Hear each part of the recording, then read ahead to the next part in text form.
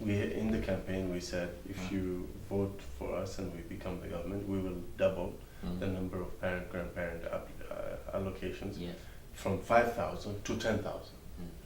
And we've done that. We have selected 10,000 people through the random selection process, 10,000 applications. Those people have been notified of that decision. The remainder have been told that they were not successful this year. They can apply next year or choose the option of a super visa to bring their parents. The Express Entry program is very popular. It has a lot of people who apply to it, and the changes that we've made to Express Entry, including giving international students more points, giving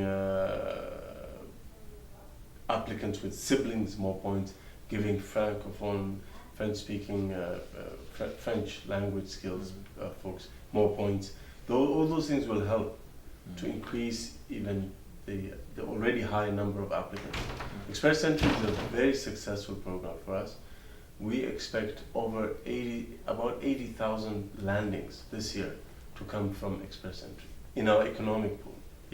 So in the economic pool we expect about 172,000. Out of that we expect 80,000 to come from Express Entry.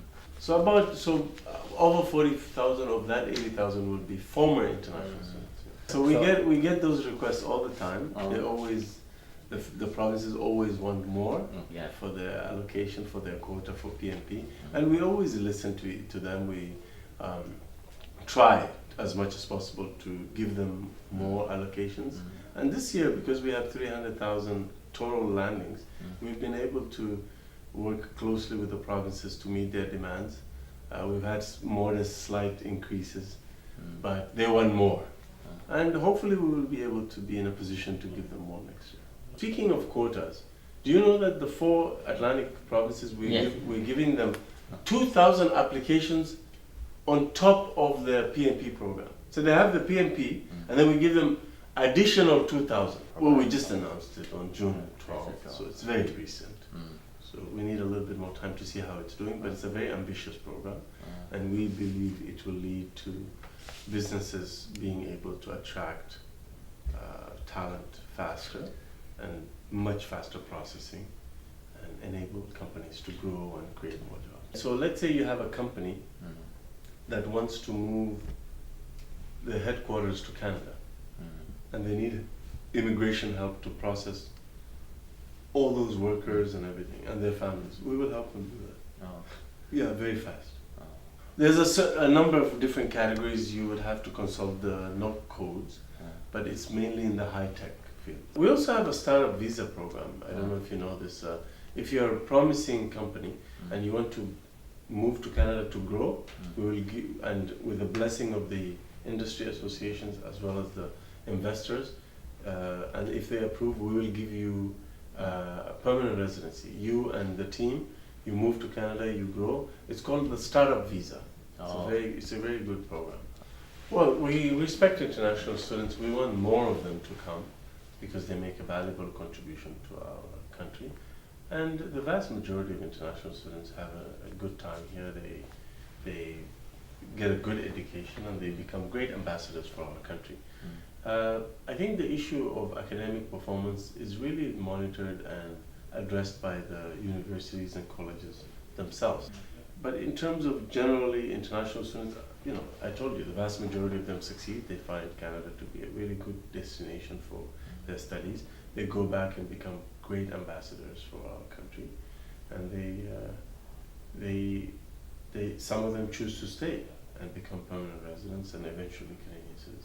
For them to become Canadian, they have to live in this country for a total of 3 years out of the last 5 years under C6. So, they have to live in this country. They have to form an attachment to this country. After they become citizens, we encourage Canadians, if they want to travel abroad to study, to work, that's fine. We're part of a trading nation. We have Canadians working abroad. We have foreign nationals working in Canada.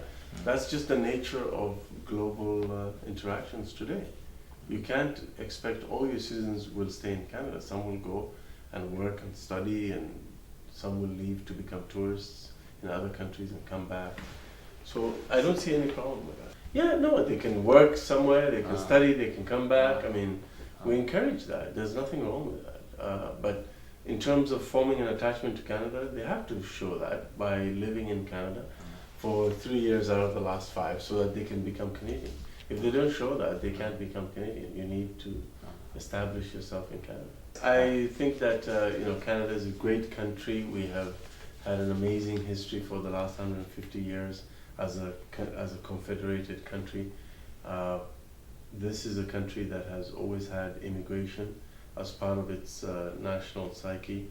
We've welcomed waves and waves of immigrants because we're generous people who are welcoming.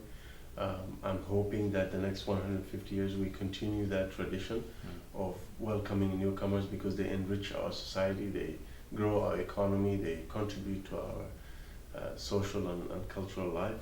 And I'm proud of what this country has been able to achieve in the last 150 years. And part of that has been Canada's ability to integrate, welcome and integrate newcomers.